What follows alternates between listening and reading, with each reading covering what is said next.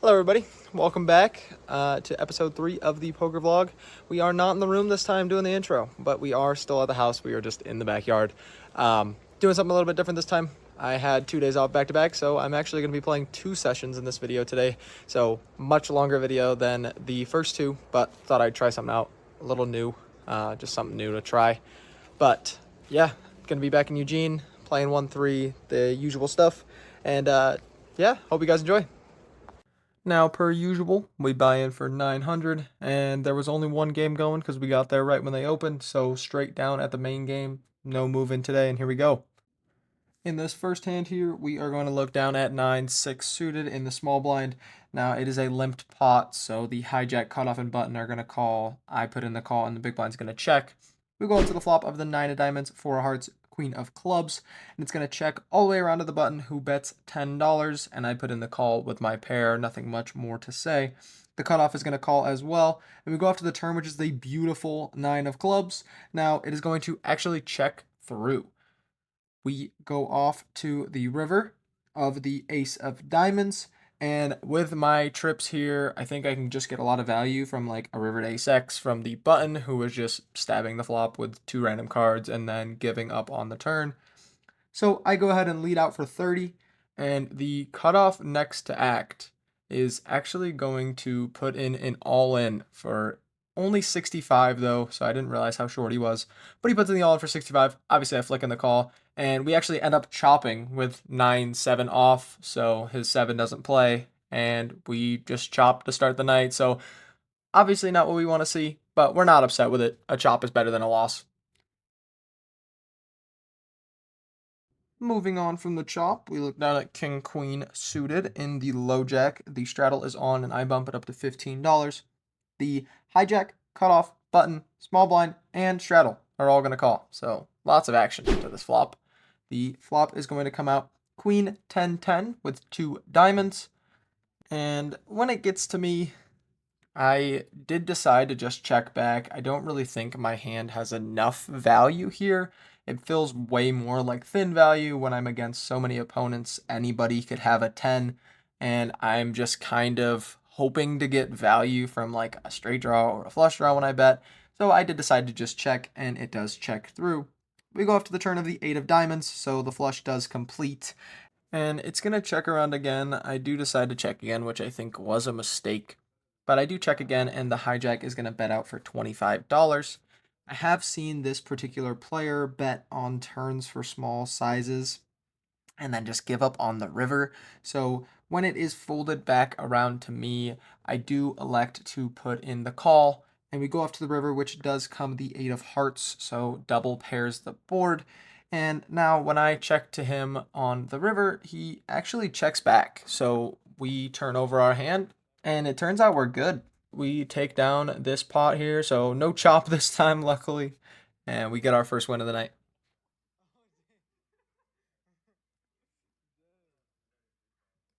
Now, I didn't realize this at the time, but I'm realizing now we were at a very passive table. We're going to look down at 9-7 suited in the big blind, and there is going to be 5 limps to me in the big blind. Now, I think my hand here isn't strong enough for a squeeze, so I decide to just check my option, and we go off to the flop of 8-7-5 with a couple of spades, so we do flop a gut shot, and it's going to check around. Now we go off to the turn, which is the 10 of clubs, which is arguably the best card in the deck. It gives us an open-ended straight draw and a flush draw as well. So when the small blind checks, I go ahead and bet out for $7, a very small bet into a bunch of players, just trying to get some equity from anybody who has some random 2 cards.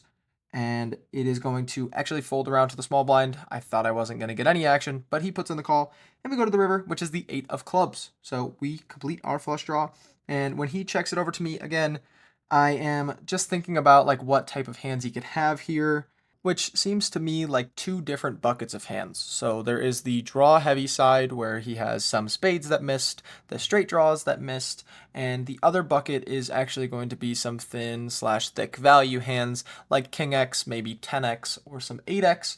So obviously the flush draws and straight draws that turned into complete air aren't going to call anything, but the King X and 8X part of his range will most likely call a pretty chunky bet.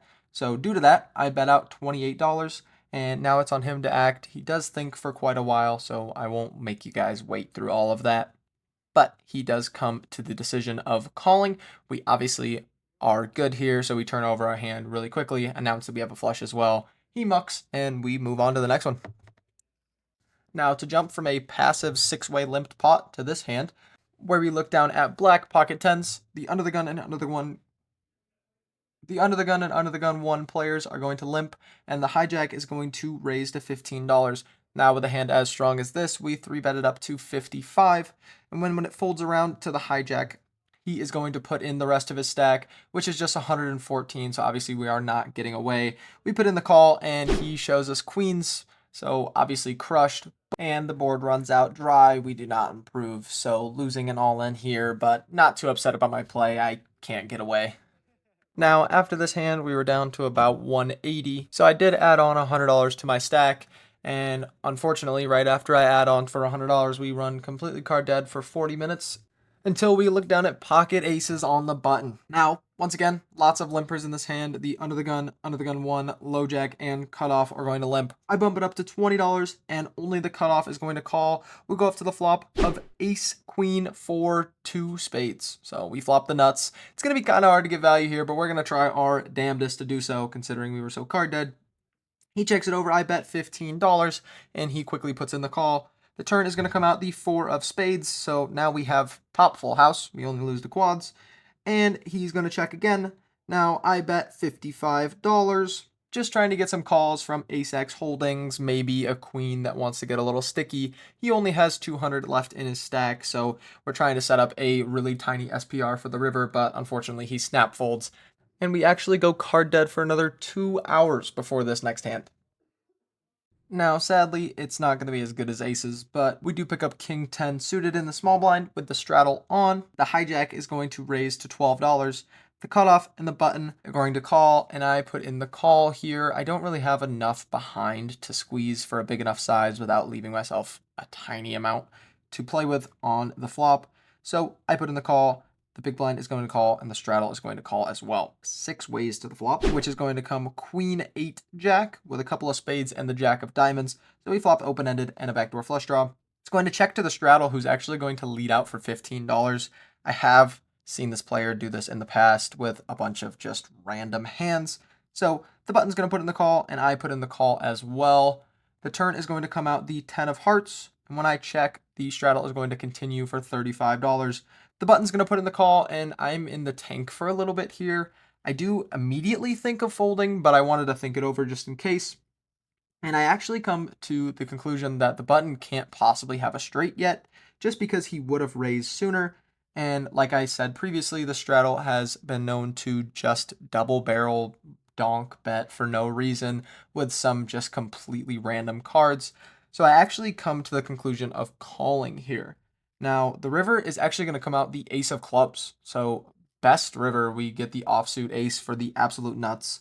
And I think just with what I said on the turn already, I don't believe my opponents are going to have hands that are going to bet again. If the straddle was just leading for no reason here with air, then I don't get value from him because he's just going to give up after getting called twice.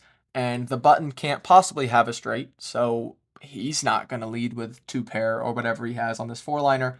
So I actually decide to lead for 105. I donk out for 105, and they both snap fold, sadly. The button does get a little frustrated with me about my lead. He shows me queen 8, so he flopped top and bottom pair, and I just got there on him. But I do think my lead was still the best option, and I'm not too upset with my play.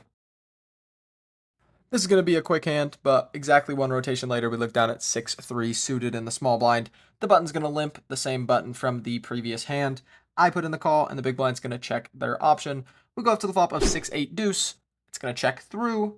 We go up to the turn of the 8 of spades. It's going to check through again, and the river is going to come out the 6 of hearts. I just wanted to showcase me getting some more thin value. I'm targeting ace high with this bet, and I get a call from exactly ace high.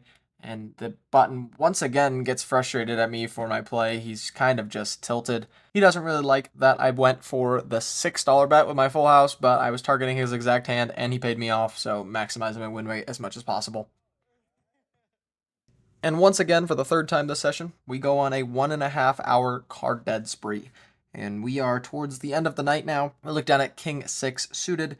In the cutoff, we are 6-handed, final 6 people in the room. The hijack's going to bump it up to $10. And there's going to be 4 callers. Me, the button, and both blinds are going to call. Off to the flop of King Deuce Deuce. It's going to check all the way to the button, who has a huge stack, and he is a complete crazy fish. He's going to bet $30. Yeah, 30.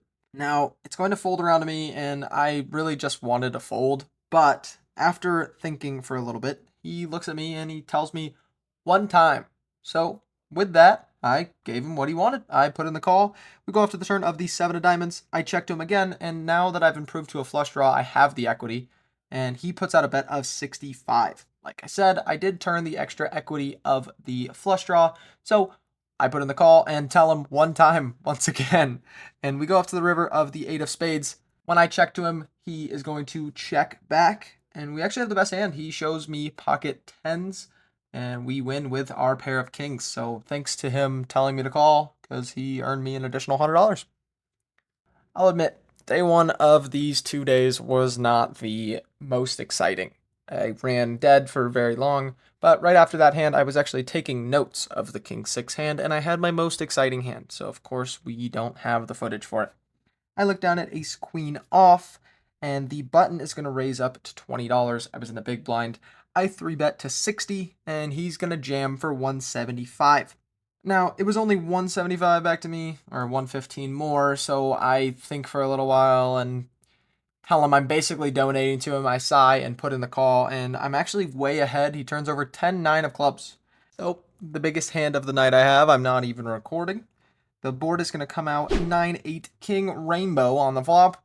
Turn's going to come a 5, and then the river, beautiful card, Queen of Spades. So we take down the biggest pot that I had of the night, and we are chipping up now, finally in profit for real for the first time all night. Now, sadly, this is going to be the last hand of day 1. We look down at Queen 7 of hearts in the hijack, and I open it up to $12. I just think I had a bigger edge post-flop against all of the players if I could get in position. So I open up to $12, and I get a call from the button and the small blind. We go to the flop of Ace King 6 with a couple of clubs. When the small blind checks, I go ahead and c-bet for $20. The button quickly gets out of the way, which is perfect for me, and the small blind puts in the call. Turn's going to come out the Queen of Diamonds, and when the small blind checks to me again, I actually decide to check back on this turn, not really thinking my queen is value, but I do think that the small blind player is going to call if I try to triple barrel, whereas I could check back and try to see a dangerous type of river, which actually does come. So the 10 of clubs is going to come on the river, and when he checks to me again, I go ahead and bet 55 here. I'm really targeting folds from King X and Ace X. I don't think he'll be as sticky with those hands when I check back, and then a 4-liner comes in. There's so many jacks I could possibly have. So I go ahead and bet $55, and he pretty quickly folds, so I'm assuming he did have that exact type of hand that I was targeting, so I'm glad that I checked back on the turn. Now, even though I did just show me winning the last 2 hands, there were a bunch of hands in between where I would make moves and then have to fold on the flop, so we do end up actually cashing out for $365 in for 4, so down 35 on the day. All right, so that's going to wrap up a very uneventful night. Played about 10 hours in, lose $35 in total. I'm going to include the session tomorrow as well in this video, so it's going to be a longer one today. But yeah, playing again tomorrow, and hopefully it's not so uneventful. We just ran like absolute shit. All right, everybody, we are about to hop into the session of day 2. It is about 5 minutes till they open, but we are heading over there right now, and hopefully run a little bit better, have a few more content hands to show you guys. But yeah, here we go. And content hands we most definitely will have in day 2. First hand of the session, we're going to look down at Ace 7 of hearts in the cutoff. I bump it up to $12 and get a call from the button and the big blind. We go off to the flop of Jack 3 Deuce Rainbow, and it's going to check through.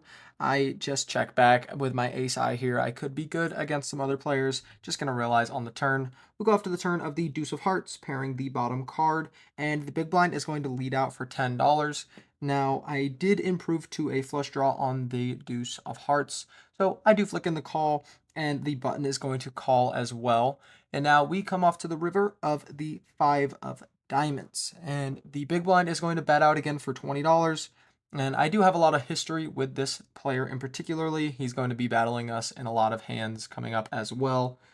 So when he chooses these smaller sizes, they tend to be thin value type of hands, and definitely not any hands that contain a 2 or any value whatsoever. I wouldn't even consider Jack X in this. So with that being considered, I decide to raise up to $50 as a bluff. The button is going to quickly get out of the way, and the big blind is going to fold face up pocket fours. So we get that bluff through to start off the session. Great way to start it off. There were a couple pretty uneventful losses that I went through, so I did add on an additional $100. And now we look down at King 8 suited in the cutoff. There's going to be 2 limps before me, and I bump it up to $18. The big blind and the under the gun player are going to put in the call. And we go off to the flop of Jack 7-6 rainbow, and it's going to check through. On the turn, it is going to come the 5 of clubs, so couldn't ask for a better turn card. And the big blind is going to lead out for $22. The under the gun player is going to put in the call, and with my equity here, open-ended, flush draw, second nut flush draw nonetheless, I elect to just put in all the money. So I go all in for about $240 effective, which actually covers both. And the big blind is going to think for a while now. He's going to be deep in the tank. You can see he's over there thinking about the decision, talking to my dad who's on his direct left. They have some chemistry with each other as well, but he is seriously in the tank, and eventually he does decide to put in the money, and now the button goes through a similar situation where he's in the tank. He does not talk to anybody though, but still tanking as well, and he actually puts in the call as well. So we go 3 ways all in to the river here, which is going to come out the 9 of clubs. The best one I could have asked for. I flip over my hand so confidently, and the big blind so sadly is going to have ace deuce of clubs. So he actually turned the nut flush, or rather rivered the nut flush versus the second nut flush of mine. But the under the gun player did have slightly more than the big blind did, so we do win the side pot, but not the outcome we want to see, of course. After that eventful hand, we fold for about another full rotation until we pick up pocket sevens on the big blind. The under the gun 1 player, who is a reg, is going to bump it up to $15. The cutoff and I put in the call, and we go off to the flop of 10-10-3 with 2 spades on it, and is going to check through on this flop. The jack of clubs is going to come out on the turn, and when I check, the under the gun 1 player, the thinking player, is going to bet out $15. I put in the call. I think he could be doing this with a lot of ace high and king high type of hands, and the river is going to come out the deuce of clubs. Now I check again, and it's like I knew this was going to come out. He goes ahead and bets $110. Now, this is the opponent that I actually had a hand with on a previous vlog. The ace jack versus nines hand was against this same player. This is the dealer that I played against, and I really wanted to level myself into a call here. I just thought for whatever reason he was completely BSing, but eventually I come to my senses and fold, and he kindly, for the vlog, shows me ace 10. So he flopped trips with the best kicker and tried to get it a little bit trappy, but luckily we did not fall for it. We did add on another $100 after that hand, and now we look down at ace 8 offsuit in the straddle. The big blind is going to raise up to $18. He is not too good of a player from what I've seen so far. So with that knowledge, I put in the call, just playing in position post flop. We go off to the flop of king 6-3 with a couple of diamonds. He's going to check to me, and I actually check back. I think that there's still some king X that does check out of position, and he'll just start betting on the turn with almost any of his hands, even if they shouldn't be betting. So I check back. The turn is going to come out the 9 of spades, and as predicted, the big blind is going to lead out for $15.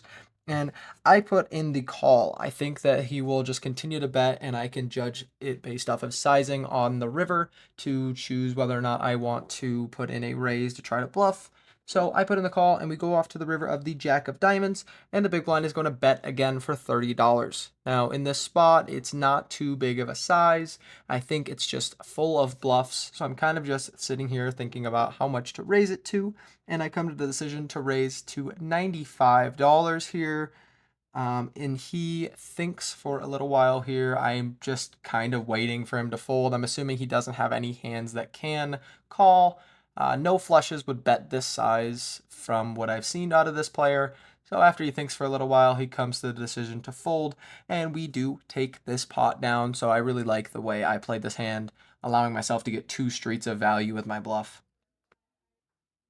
On to the next one here, and it is a very exciting one. We pick up pocket tens in the hijack. The cutoff is going to limp, and the low jack player is going to bump it up to $12. I'm sitting here with a very premium hand, so I 3-bet to 45. And actually, the small blind here is going to cold call. This is that same player that me and my dad both have chemistry with. So when it gets to the under the gun player who originally limped, they are going to ship it for $82. Now, it is such a small size, so that when the low jack gets out of the way, we're obviously not folding, but now that I'm sitting here with this decision, I'd much rather go 50-50 to 2 high cards, which is kind of what I'm considering the undergun player has, probably in a 50-50. And the small blind doesn't have much more than the 82, but maybe he was cold calling and then might fold some like queen jack suited and stuff like that, some high cards that I can get rid of. So I think for a little while, and I actually decide to rip it instead of calling, and then it's going to get back to the small blind player who is going to tank for a while and do some talking, and eventually he is actually going to come to the decision to call as well. So just like the king eight of clubs hand, we are going to be all in 3 ways once again with the same 2 players. Now, when the small blind player does decide to call, I think we are just crushed by somebody, so I don't think my 10s are good. But we go to a run out of the deuce of clubs, jack of spades, 4 of clubs on the flop. Turn is the 7 of spades. River is the 3 of hearts. The under the gun player is going to show ace 7 off, so just a pair of 7s. So we win the side pot there, and the small blind is going to muck. So we actually hold against 2 players with pocket 10s. I thought we were way behind, but it is amazing to hold in these spots.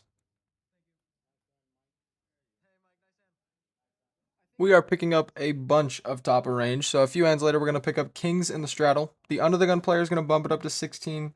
The middle position player, about 3 positions to his left, is going to call. It's going to fold around to me, and I'm going to bump it up to 66 on the straddle.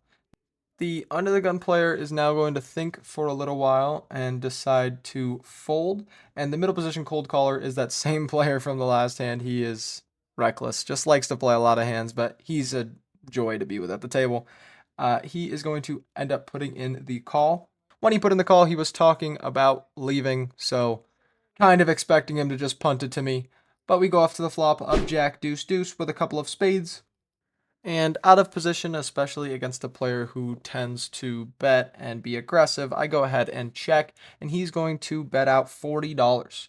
Now, when it comes back to me, he has about 120 left in his stack, and I don't think I'm going to get the rest of the money from hands like queens, tens, nines if I put it in now. So I put in the call, and we go off to the turn of the 8 of clubs. I check it over to him again, and without giving it much thought, he puts in the rest of his money and kind of just, tells me that he wants me to take his stack. So when it comes over to me, I do think for a little while, but I don't think I'm ever getting away from this hand. I put in the call, and now I have kings, and I'm just going to let you guys listen to the rest of the run out. Oh,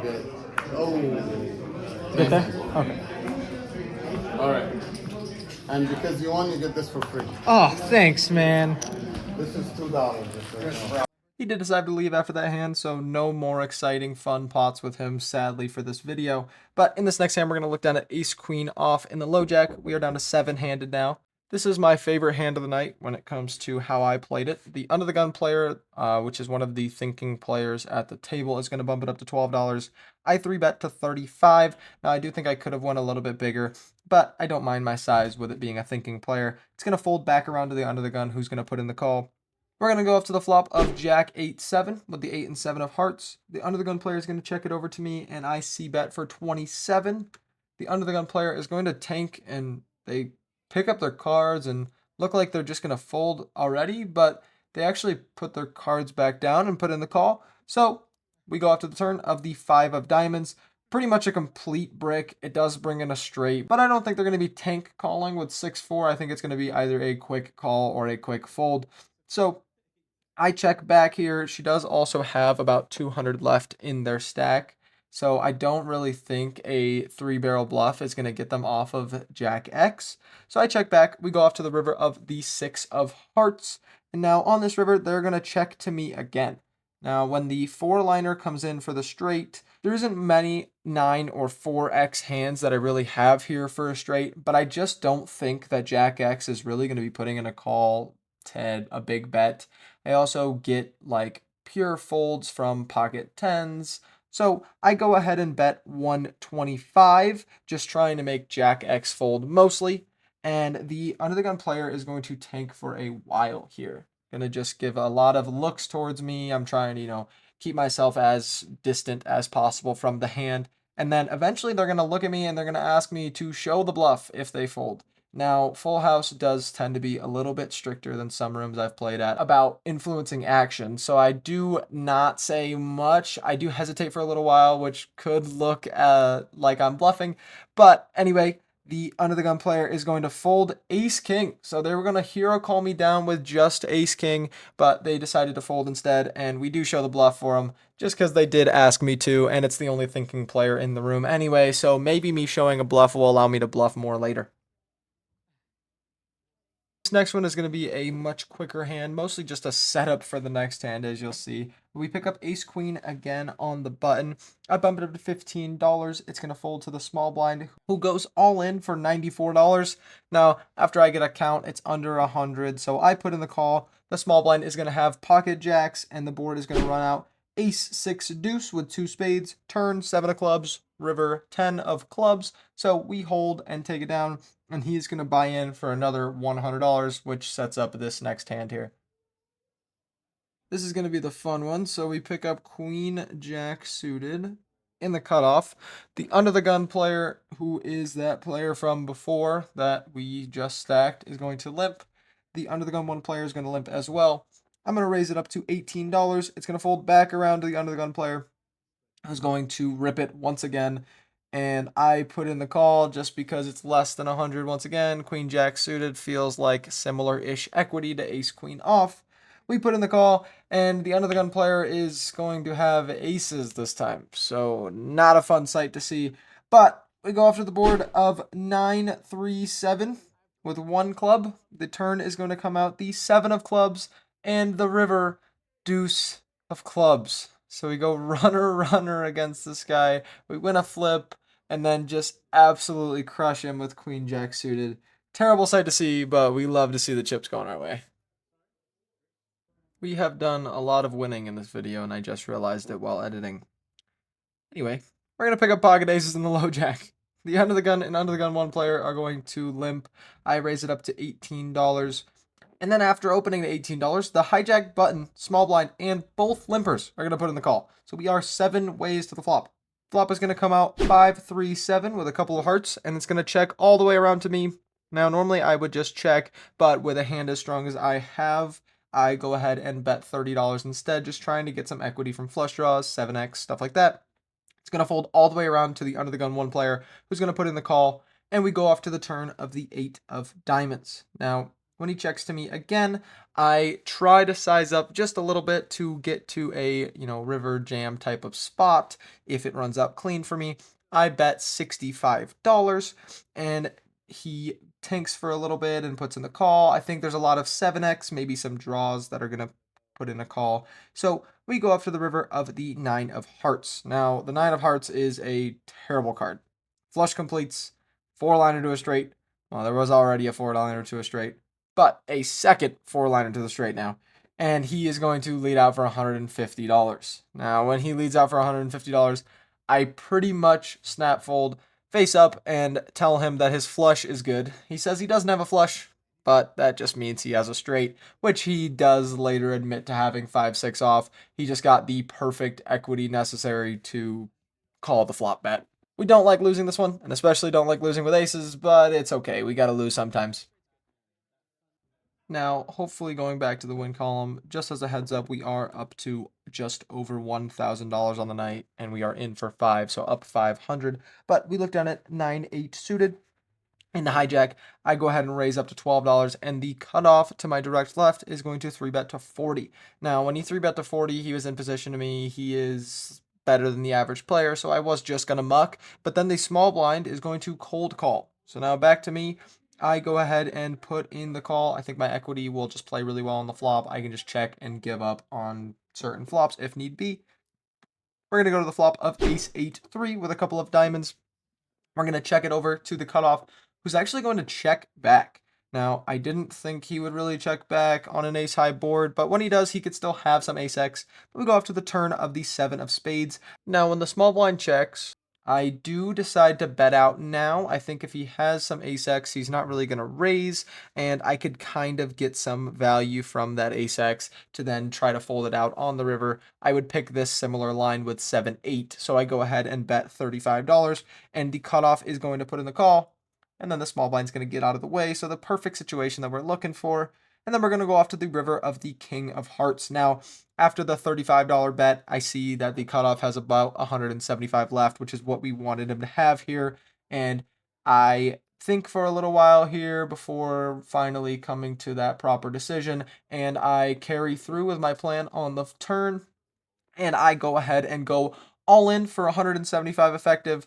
The cutoff is going to think for a while. My heart is absolutely pounding, which is weird because it normally doesn't anymore. I've kind of gotten used to not really being nervous in spots like this, but my heart was thumping for whatever reason it may be. Luckily, though, we do get it through. He folds, and we are back in the win column, which is exactly what we were looking for. And just for visuals, this is currently what the stack is looking like. This is actually the biggest stack I've ever had in front of me before. Back to the poker, though. We do look down at 9-6 in the small blind. The straddle is on, and the hijack is going to raise up to $15. He is a thinking player. I think that if I put in the call here, I can kind of get some of the blinds to come in as well. And I think my hand plays well, so I put in the call, and we do get halfway there. The straddle is going to come along as well. Flop's going to come out Jack 3-4 with a couple of diamonds, and when I check it over, the straddle is actually going to donk lead for 25. Now, the hijack quickly gets out of the way, and it comes back to me. I go ahead and put in the call with my flush draw. I don't think there's any point in raising here. And we go off to the turn, which is going to come the 8 of clubs.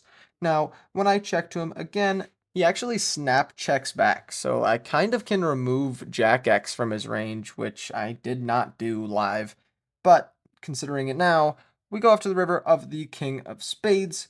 And on this river, due to me not thinking that he couldn't have Jack X here, I actually, for the first time that I have in a very long time, decide to give up, and I actually check the river. Now, he's going to snap check back, announce that he missed everything, and turn over 5 deuce of diamonds. So we gave up with 9 high, and he checked back 5 high. So he won the pot with 9 high. When does this happen?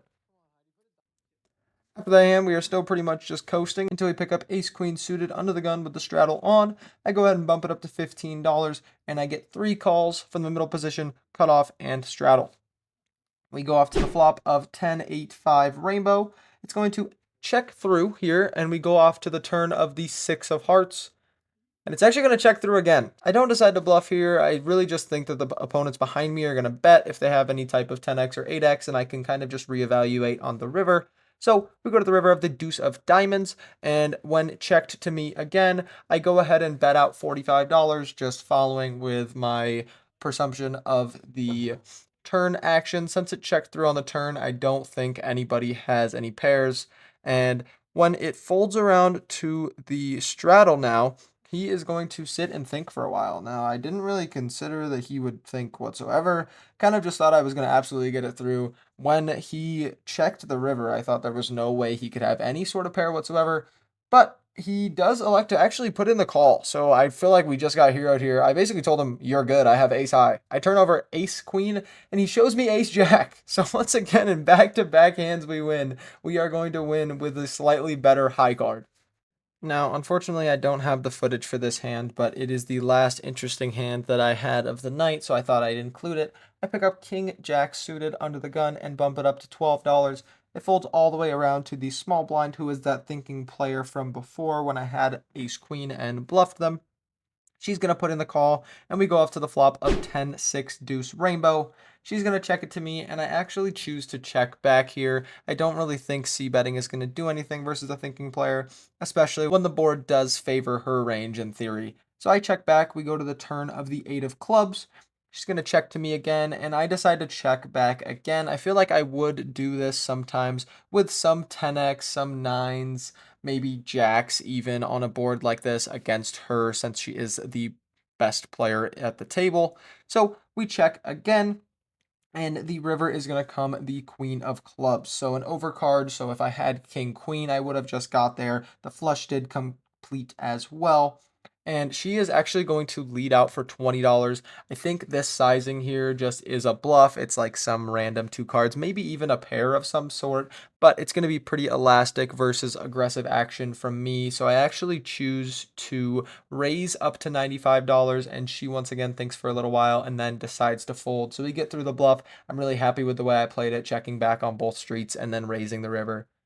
After that hand, I did have 3 very unfortunate hands. I was up to about 1.1k and then got ace queen suited. I 3-bet it, missed, had to fold the flop. Got ace king off, 3-bet, $90, and then had to fold on the turn because it checked through on the flop. And then picked up jack 8 of diamonds 2 hands later, called an $18 bet, and then had to fold on the flop. So we lost about $150 right at the end of the session, which is always very unfortunate to see. We would have loved to kept that additional 150, but I'm not going to change up my play just because it is the last lap of the night. But anyway, had a great session this time. As you can see, racking up the chips, getting the cash counted. Thank you once again to my homie Brian at Full House, and thank you to the Full House room in general. Much more eventful today. Very glad that I went to play today. Sorry, I am going to stumble over my words. It is 3 in the morning. Very happy I played today. Got $2.95 in profit after 10 hours, so $30 an hour on the day. What would that make me? Plus 260 over the last 2 days. So nothing wrong with that. Currently driving home, and yeah, gonna get some sleep and head to work tomorrow. So thank you guys for watching, and I will see you guys again next week.